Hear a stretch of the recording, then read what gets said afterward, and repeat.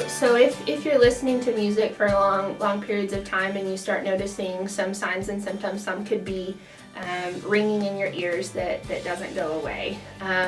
So I was mentioning earlier, we were talking about like concerts can make you feel like you have cotton in your ears for a period of time, and then over time it goes away. So if you've been listening to music pretty loud and then over about a week or two it doesn't come back up, that could be a sign that you actually damaged your hair cells more so than it could handle to come back up. And so your temporary threshold shift became a permanent one. And so that might be a sign you feel kind of muffled. Usually with noise-induced hearing loss, it affects your higher frequencies before the lows, just because the way that your cochlea is arranged, it's arranged from high frequency to low. So even if something has a low frequency tone, it is still stimulating those hair cells in the high frequencies. And so your higher frequencies are more your consonants. So that carries more of your clarity of speech.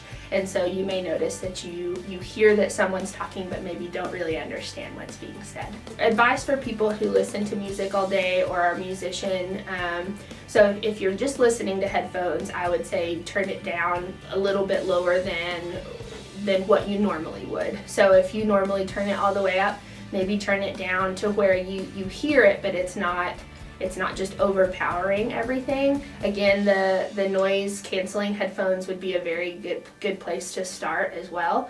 As far as musician goes, they're kind of in a different realm just because they're having to hear the music but then also worry about hearing protection, especially drummers. My husband is actually a drummer and he has to wear in-ear monitors. So they cancel out the noise in the drum cage, and then also singers, guitarists, those kind of things, they have to use the noise canceling headphones, but then also they're listening to their click tracks, to the music through their ears as well. And so if you're a musician, getting really good in-ear monitors or ones that are appropriate, not just some of the generic ones could be okay, but something that's more custom made to your ear and shaped to your ear would be probably a good investment for a musician, just so that it blocks out the most amount of noise to where it can protect the ears. Because especially in the drum cage, just one time